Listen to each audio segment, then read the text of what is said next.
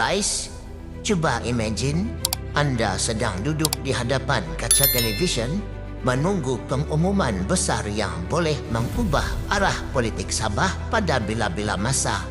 Inilah saat yang ditunggu-tunggu kerana Perikatan Nasional PN sudah mula menunjukkan kesediaannya menghadapi pelbagai kemungkinan di negeri itu, termasuk membuka ruang untuk bekerjasama dengan Parti Warisan.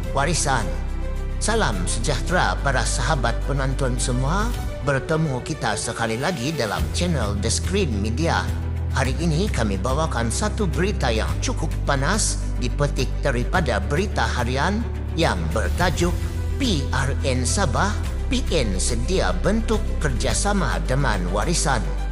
Syah Alam, Perikatan Nasional PN sedia berdepan pelbagai kemungkinan, malah sedia membentuk kerjasama dengan parti politik di Sabah termasuk Parti Warisan sebelum atau selepas berakhir pilihan raya negeri PRN Sabah.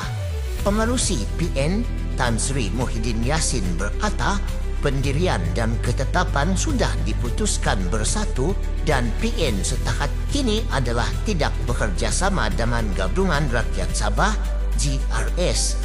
Pelbagai kemungkinan di Sabah.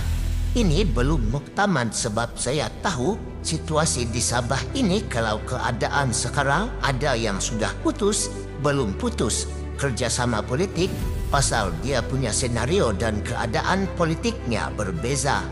Kita kena lihat dengan betul sebab masing-masing parti sedang berikan pertimbangan.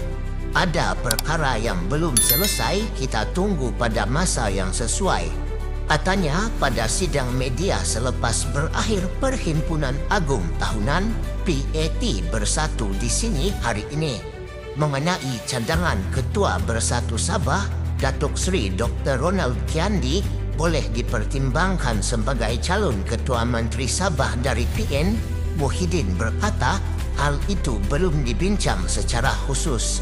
Ronald calon Ketua Menteri boleh jadi, tapi itu kita tak bincang lagi sebab apabila masanya tiba, kita akan umumkan.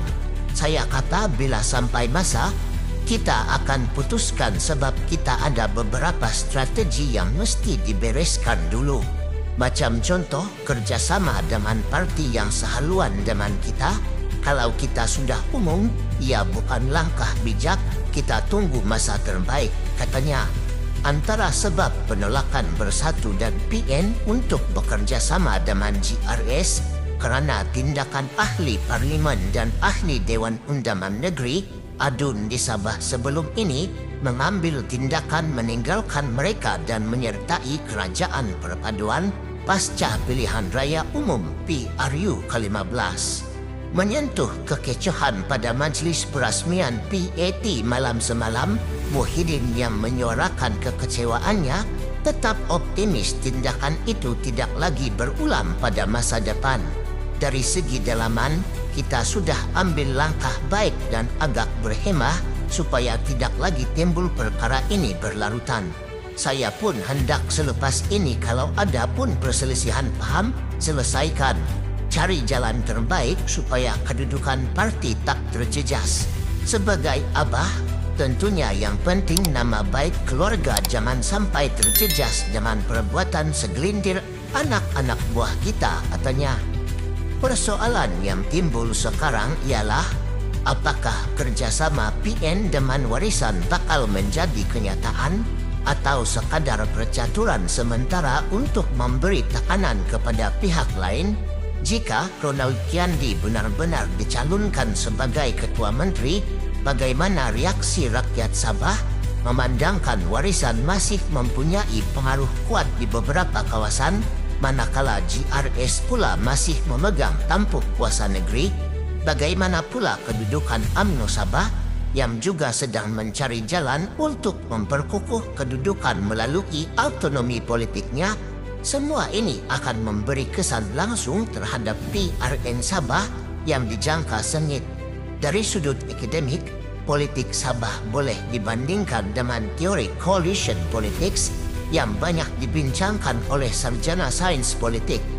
Dalam sistem demokrasi berbilang parti, terutama di negara atau negeri yang mempunyai kepelbagaian etnik dan kepentingan tempatan, pembentukan gabungan adalah satu bentuk survival politik.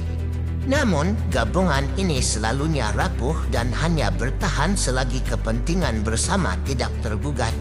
Dalam konteks Sabah, ini jelas kelihatan sejak dekad 1990-an, di mana parti-parti tempatan seperti PBS, APKO dan kini Warisan sering bergilir posisi dalam kerajaan bergantung kepada perjanjian dan tawaran politik semasa.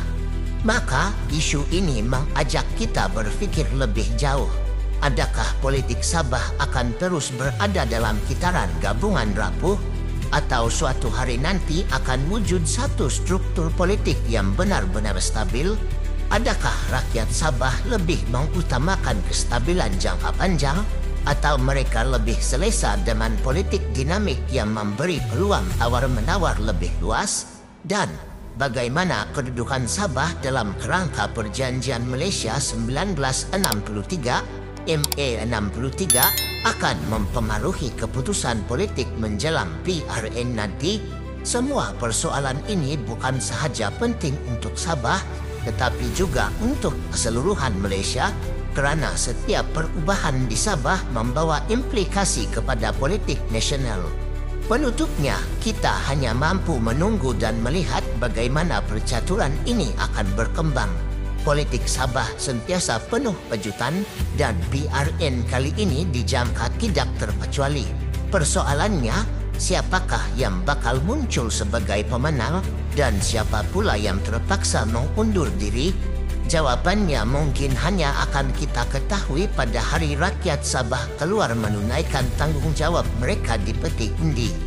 Air tenang jangan disangka tiada buaya, riak kecil boleh menggoncang perahu. Politik Sabah penuh warna dan gaya, siapa berkuasa rakyatlah penentu. Jadi, bagaimana pandangan anda? Adakah PN dan Warisan mampu duduk semeja? Atau GRS masih kekal menjadi teraju utama Sabah? Tinggalkan komen anda di bawah, kerana suara anda juga adalah sebahagian daripada denyut nadi politik negeri ini.